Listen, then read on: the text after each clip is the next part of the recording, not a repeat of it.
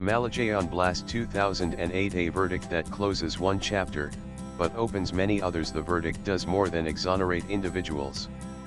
It symbolically pulls the curtain on what was widely termed as saffron terror, a phrase that had triggered political storms, institutional conflict, and media debates for over a decade. However, in its attempt to bring legal finality, the judgment also renews a crucial question: will the real perpetrators of the Malegaon blast ever be found? A blast that changed India's terror narrative. On the evening of September 29, 2008, a powerful explosion ripped through the Bhikuchowk area of Malegaon, a town with a history of communal tension.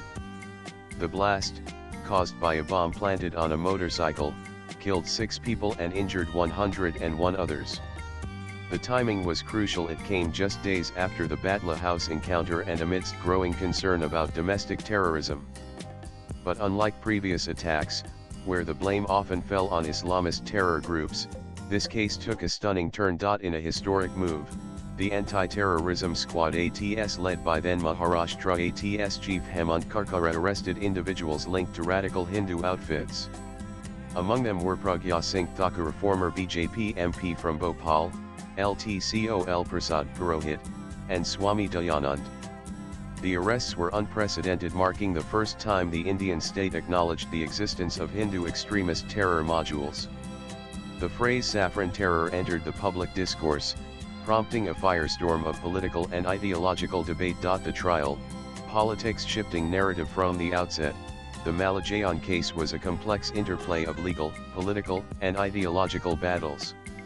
The National Investigation Agency (NIA), which took over the case in 2011, eventually diluted many of the charges. By 2016, under the BJP-led NDA government, the NIA chose not to oppose bail pleas of key accused, including Pragya Thakur and Purohit. The charges under the stringent Maharashtra Control of Organized Crime Act (COCA) were dropped. Public prosecutors changed. Witnesses turned hostile. Over 34 out of 323, and the tone of the investigation began to shift. Many observers felt the case was being politically softened. This was evident when Pragya Thakur was given a Lok Sabha ticket by the BJP in 2019 and won from Bhopal. Her victory speech included a controversial reference to Hemant Karkare, the officer who had arrested her and later died in the 2611 Mumbai attacks. That the government made no effort to distance itself from her remarks spoke volumes. The verdict delivered by a special NIA court on Thursday acquitted all 7 accused, citing lack of evidence. The judgment notes that the prosecution failed to prove that the motorcycle belonged to Pragya or that Purohit supplied the explosives. The court added, suspicion, however strong, cannot take the place of proof. Legally, it is a clean acquittal. Politically, it's a full stop to the saffron terror narrative. But for victims and civil society, it is a continuation of unanswered pain. What happens when a case ends, but justice remains elusive? The Malegaon verdict has created a peculiar judicial outcome. There was a blast, there were deaths, and there was a motorcycle with explosive material, but the court has no one to hold responsible for it. This presents a dangerous vacuum. When a terror case ends without conviction, it not only denies justice to the victims but also weakens public trust in the legal process. The deeper concern is that the country may have given up on finding the real culprits. It cannot simply be a matter of vindication for ideological purposes. If the state had once arrested innocent people, which the verdict now implies, then someone must be held accountable for falsely implicating them.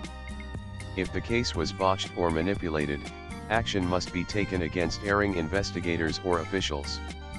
A judicial inquiry into the investigative lapses may be necessary. The victim's voice forgotten in the noise, lost in the political and legal discourse, are the voices of the actual victims. The families of those who died in the 2008 blast have been largely invisible from public view. Their wait for justice has spanned 16 years, across 3 governments, 2 investigative agencies, and now a courtroom verdict that gives no answers.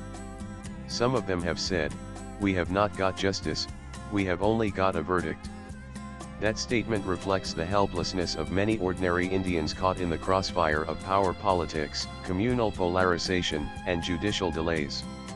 For these families, it was never about which religion the accused belonged to, it was about finding out who killed their loved ones. Their grief remains, now without even the hope of legal closure. The end of saffron terror. The term saffron terror was always controversial, seen by some as a genuine attempt to describe a new wave of extremism, and by others as a politically motivated label. With the Malegaon acquittals, the narrative, for all practical purposes, stands dismantled. But does that mean such threats never existed? Between 2006 and 2008, there were a string of blasts: Malegaon 2006, Ajmer Sharif 2007, Mecca Masjid 2007, and Samyahoda Express 2007. Accused in these cases included individuals with links to radical Hindu groups. The investigations in many of these cases collapsed or ended in acquittals. In the end, whether one calls it saffron terror or not, India's institutions must be honest enough to investigate every ideology of violence with equal seriousness, be it Islamist, leftist, or Hindutva-inspired.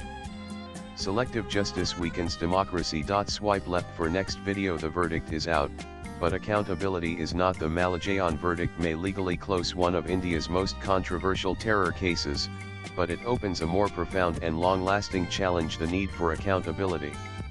If those who were blamed are not guilty, then the real attackers are still free. A fair, non-partisan reinvestigation, or at the very least, a judicial commission, could help restore some public trust. Because in the end, a terror case without a culprit is not just a legal failure, it's a national tragedy. Latest blogs.